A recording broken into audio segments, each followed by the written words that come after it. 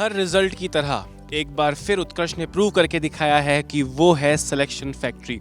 जी हाँ, हम बात कर रहे हैं कल शाम को आए इंडियन एयरफोर्स के रिजल्ट्स की। और आपको बताते हुए मुझे बहुत खुशी होगी कि रैंक 1 और रैंक 2 दोनों ही उत्कर्ष के विद्यार्थी ने दी है।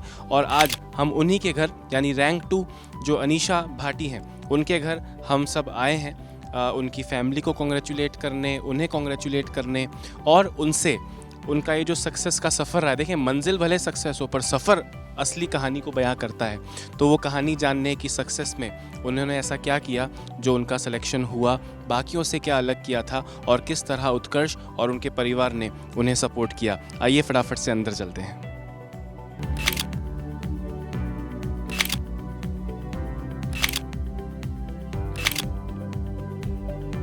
कहते हैं कोई भी लक्ष्य बड़ा नहीं, हारा वही जो लड़ा नहीं। और कई बार हमें ऐसे एग्जाम्पल्स देखने को मिलते हैं जहां इन लाइंस को विद्यार्थी प्रूव करते हुए दिखते हैं। पर जब बात आती है अपने सपनों से लड़ने की, तो सपनों से लड़ने में टीचर्स के साथ साथ जो सबसे अहम भूमिका होती है वो होती है पेरेंट्स की, यानी माता पिता की। तो हमारे साथ में अनीशा तो हैं ही, जिन्होंने पूरे मारवाड़ का और पूरे भारत का को गर्व का एक मौका दिया है। ऑल इंडिया रैंक 2 इन्होंने प्राप्त की है एयरफोर्स के रिजल्ट्स में। पर इनसे हम तमाम बातें करेंगे कि रिज़ल्ट आया तो कैसा लगा, रिज़ल्ट के तैयारी के दौरान क्या क्या चुनौतियां थी, रिटर्न एग्जामिनेशन की, फ़ेज़ 2 की। पर सबसे ज़्यादा इम्पॉर्टेंट है कि जिन्हें सबसे ज़्यादा गर्व हुआ है माता और पिता को, उन्हें कैसा महसूस हो रहा है जब से रिज़ल्ट आया। कुछ ही घंटे हुए रिज़ल्ट आए हुए, तो तब से लेकर अब तक इनका क्या एक्सपीरियंस रहा। बहुत सारे मुझे उम्मीद है फ़ोन कॉल्स आए होंगे रिलेटिव्स के बधाइयाँ देने के लिए, रिज़ल्ट्स पूछने के लिए। उसके बाद जब पता चलता है कि रिज़ल्ट पॉजिटिव और नेगेटिव अब बहुत छोटा साउंड करता है जब रैंक 2 घर में आ जाती है। तो सबसे पहले मैं अनीशा के फादर से पूछूंगा। सर, पहले तो आपको बहुत बहुत बधाई हो। कल शाम को रिज़ल्ट आया, तब से लेके अब तक का आपका अनुभव कैसा रहा? आपने क्या सोचा था रिज़ल्ट कैसा आएगा? रैंक 2 तो अपने आप में एक मुझे लगता है अकल्पनीय सी चीज़ होती है। तो तब से लेकर अब तक क्या एक्सपीरियंस रहा आपका? पहले क्षण को खासकर मैं चाहूँगा कि आप ज़रूर बताएं। सर, ये मुझे उम्मीद थी कि ये मतलब पास तो हो जाएगी, लेकिन मुझे ये उम्मीद नहीं थी कि मतलब इसका रैंक 2 आएगा। और आपकी टीम ने बहुत ही अच्छा इनकी तैयारी करवाई, जिससे ये मतलब इंडियन एयरफोर्स के अंदर रैंक 2 हासिल कर सके। और आपको और आपकी टीम को मैं बहुत बहुत बधाई देना चाहूँगा। बिल्कुल।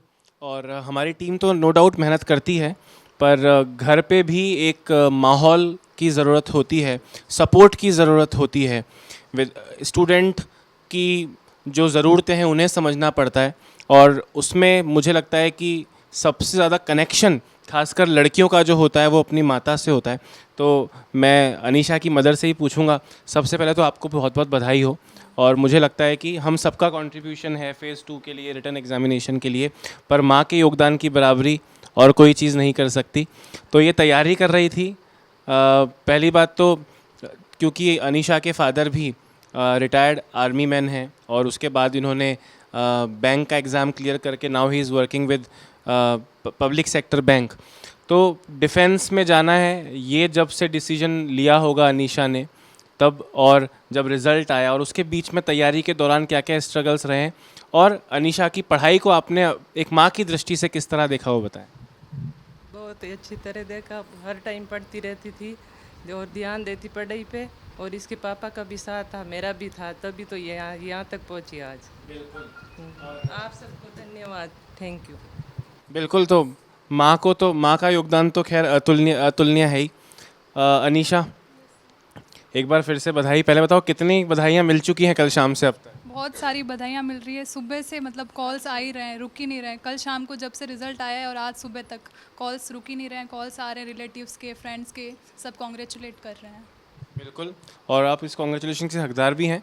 मतलब अगर सिर्फ रिज़ल्ट आता कि हाँ आपका सिलेक्शन हो गया है, वो भी अपने आप में एक बहुत बड़ी बात होती। मैं बताना चाहूँगा सबको कि जो टॉप 100 रैंक्स हैं उसमें से अभी तक जो हमारे पास डेटा है, जो विद्यार्थियों ने हमें चल के बताया, तो अभी तक 20 या 21 टॉप 100 में हमारे स्टूडेंट्स हैं। पर मुझे पूरी उम्मीद है कि जैसे समय बीत रहा है, स्टूडेंट्स से हम बात कर रहे हैं, तो कम से कम टॉप 100 में उत्कर्ष के 30 से 35 स्टूडेंट्स होंगे, चाहे वो एक्स ग्रुप की बात रही हो, चाहे वो वाई ग्रुप की बात रही हो। तो हमारे टीचर्स ने बहुत मेहनत किया है, पर असली मेहनत होती है स्टूडेंट की, क्योंकि 5-6 घंटे की कोचिंग के अलावा भी कई घंटे पढ़ाई को देने पड़ते हैं, और ख़ासकर जब आप डिफेंस फोर्सेस की तैयारी करते हैं तो रिटन एग्जामिनेशन के साथ साथ थोड़ा फिजिकल का भी ध्यान देना होता है। तो ये सब आपने कैसे मेंटेन किया? क्योंकि मुझे लगता है केवल फ़ेज़ 2 के वक्त ही फ़ेज़ 2 की तैयारी करने से भी सिलेक्शन शायद कई स्टूडेंट्स का नहीं होता है। तो आपने जब से प्रिपरेशन स्टार्ट करी तब से आपने इन सब चीज़ों को कैसे मैनेज किया? रिटर्न में तो आपको कंसिस्टेंसी होनी चाहिए आपकी, अगर वो है तो आप अच्छे से कर पाएंगे रिटर्न क्लियर करने के बाद मतलब जीडी का तो मेरे को कॉन्फिडेंस था कि मैं कर लूँगी। मुझे फिजिकल में डर था रनिंग का कि कहीं रनिंग क्लियर होगी या नहीं होगी, बट जब मैंने उत्कर्ष ज्वाइन किया फिजिकल का तो बहुत अच्छा यहाँ पे एक्सपीरियंस रहा, और जो जीडी में भी मेरे में कुछ कमियाँ थी वो एनालाइज़ की और बताई समझाई कि ये चीज़ें वहाँ पर नहीं करनी है, तो फिर जीडी का भी काफ़ी अच्छा हो गया था। बिल्कुल, और जब सब कुछ अच्छा हो गया तो फाइनली रिज़ल्ट भी अच्छा आ ही गया। एक और लास्ट क्वेश्चन मैं आपसे पूछना चाहूँगा, तमाम लड़कियां जो तैयारी कर रही हैं उनके लिए आपके पास क्या मैसेज है? जो आपने सपोर्ट अपने पेरेंट्स का देखा, अपने भाई बहन का देखा, और जो आपने पढ़ा, जो आपने सीखा, और जो परेशानियां हो सकती हैं किसी लड़की को, आप जानती हैं कि आपको सपोर्ट प्राप्त था अपने पापा और मम्मी का, बहुत सारी लड़कियों को नहीं भी होता है, और आप खुद भी ऐसी बहुत सारी लड़कियों को जानती भी होंगी जो पढ़ाई में उतना फोकस नहीं कर पा रही हैं अलग अलग कारणों की वजह से। घर का सपोर्ट भी हो सकता है उसका एक कारण।